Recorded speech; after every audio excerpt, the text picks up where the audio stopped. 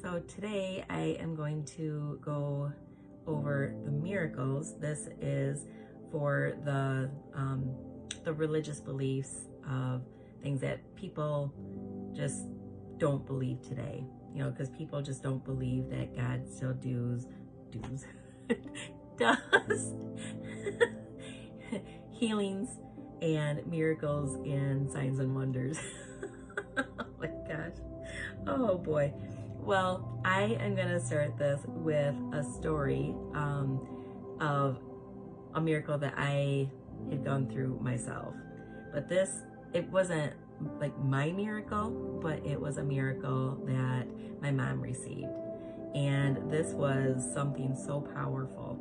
And I hope that it helps all of you because it is life-changing. So my mom and I were going to Denmark for a wedding, and you know, my mom had just had a heart attack not long before this, so I was really nervous about taking her across seas because I'm like, I was so worried, you know, about her heart, and I didn't want anything to happen because, I mean, you go across the country, go across seas, last thing you want when you're in a foreign country is to have to visit the hospital, you know, because something serious happens. And so I was just very nervous. I just wanted to make sure, you know, she was okay. So I called her doctor, got the okay. They're like, yeah, she'll be fine. So I'm like, okay. So we, you know, get on a flight. It was an 8.5-hour flight there, 8.5-hour flight back. And I mean, we left out of Canada. We're from US. We left out of Canada to make that flight a little shorter. But anyways, okay, so it was a Tuesday. We get into Denmark and it all starts. Soon as we land, something is different with her. It's off. You know, I'm like, you know, probably just, you know, jet lag. You know, we're just both really tired. Didn't get much sleep the night before. So it's like, you know, it's probably just jet lag. And so as soon as we get there, I mean, we're busy, we're doing stuff. You know, there was not a whole lot of downtime. We were just on the go constantly when we were there. And each day, it's like things just kept getting worse. It's like, okay, I'm starting to get a little worried because like her attitude started changing. She started acting like she was kind of like angry for no reason. It's like, what is up with you, you know? And then come the day of the wedding, so we got there on Tuesday, the wedding was on Saturday.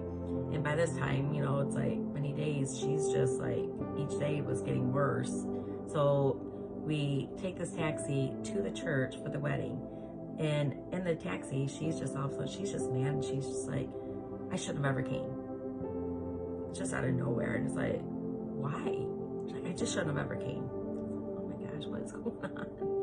And so, you know, we get into the church. We're standing there, just kind of looking like, oh my gosh, it's beautiful in here, you know? And we're standing there, and all of a sudden she's just like, Julie, I feel like I'm gonna throw up. And I'm like, oh no. So, you know, trying to get her into the bathroom. She's like, I can't move. And it's like, oh my gosh. It's like, just please don't throw up. So, you know, find this bench, get her sat down on the bench. At this point, she looks awful. Like her face is white. Her hair is wet because she's just sweating profusely. It's like, oh my gosh, she just looked awful. And I felt so bad because it's like, I didn't know, you know, really what to do to help her because, you know, the wedding was ready to start and she wanted to be there for the wedding. And so it's like, okay, let's just get through this. And I just wanted to get her down the aisle, you know, without any, like, people looking like, what is wrong with her, you know?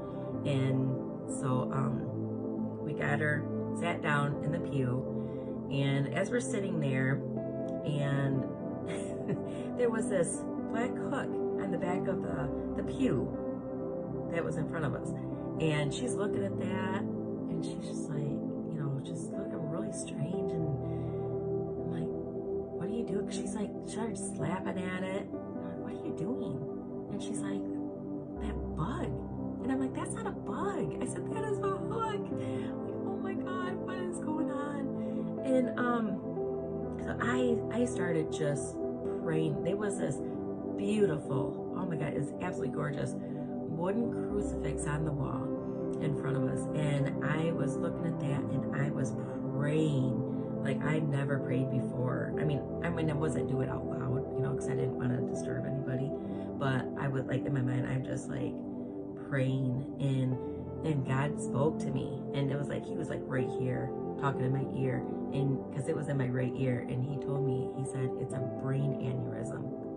And I whispered, I'm like, a brain aneurysm. I'm like, oh my gosh. But he told me, he said that she's gonna be okay. Okay. And that helped to keep me calm through it, even though I was scared to death. But I was just like, okay, you know. And so, you know, we waited till after the wedding was over. I paid no attention to the wedding. I mean, we paid all that money to go to that wedding, and we did not pay any attention to it because of all this going on. So, you know, it's like, okay, let's get through this, you know, because I need to get her to a hospital. And so the aunt of the bride offered to take us to the hospital. So we went, and yeah, they just said, you know, they just diagnosed her with having severe exhaustion. It's like, okay, whatever. I knew that wasn't it. And I knew, you know, I mean, God had told me what it was, but it's like, okay, whatever. You know, just take her back to where we were staying and let her just sleep. And she slept really good, but it still, I mean, it didn't change anything. But, okay, so then after the wedding, you know, and it was a couple of days later, we flew back. We got back home. She got an appointment with her regular doctor, and, you know, told her what was going on and everything. And I told the doctor, I said, I want her tested for a brain aneurysm. And the doctor said, well, that's highly unlikely that's what it is. And I said, I don't care. I want her tested for it. And I pushed it. And she's like, okay. She says, that's highly unlikely that's what it is. And so they tested her, and sure enough, it came out she had a brain aneurysm. And when the doctor came to me, she was like, how did you know? And I told her, I said, God told me. And her jaw about hit the floor. And and she's like, well, I'm glad you pushed it. And I'm like, I am too.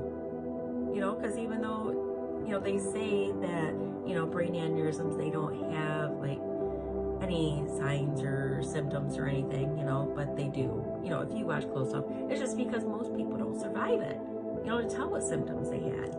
But so anyways, we got her set up for a surgeon, a neurosurgeon, to do the surgery, and they were just gonna, you know, clip the brain aneurysm.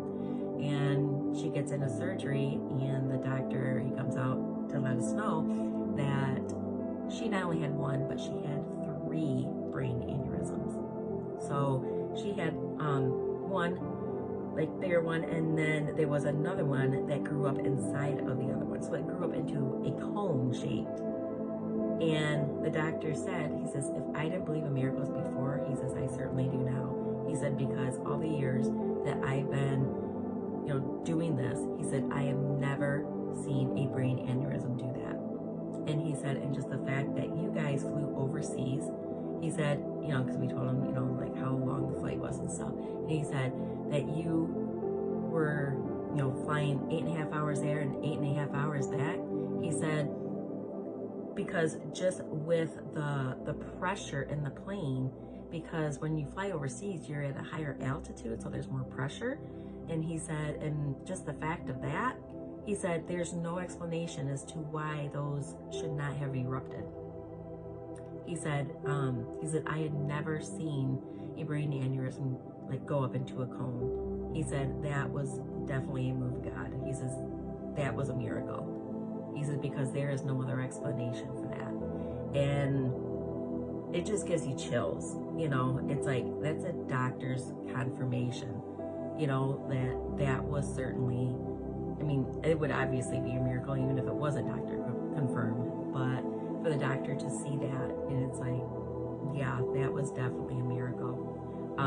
So he clipped the 2 that were together, they had grown into the cone, and then there was a smaller one, so that when he clipped it, it like fell over on top of the smaller one, so he said it would suffocate that one.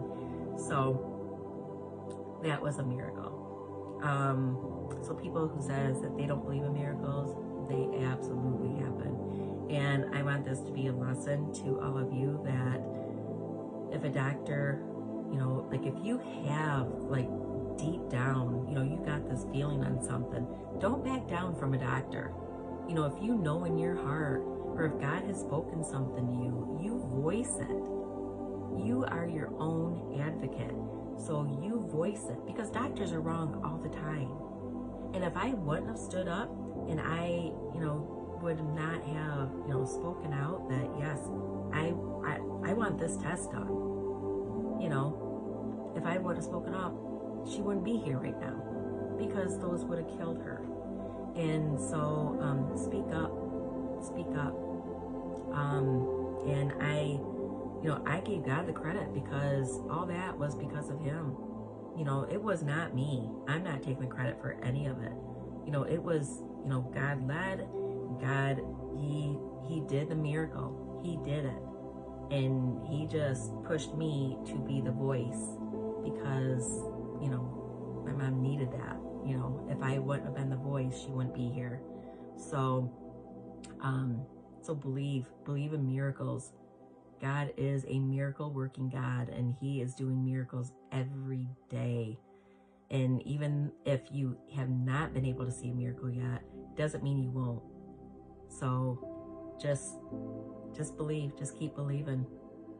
And the stories that you hear, they're not always fake. Yeah, there could be fake ones out there, but there are some true stories out there. So just believe. So I will talk to you soon. Bye.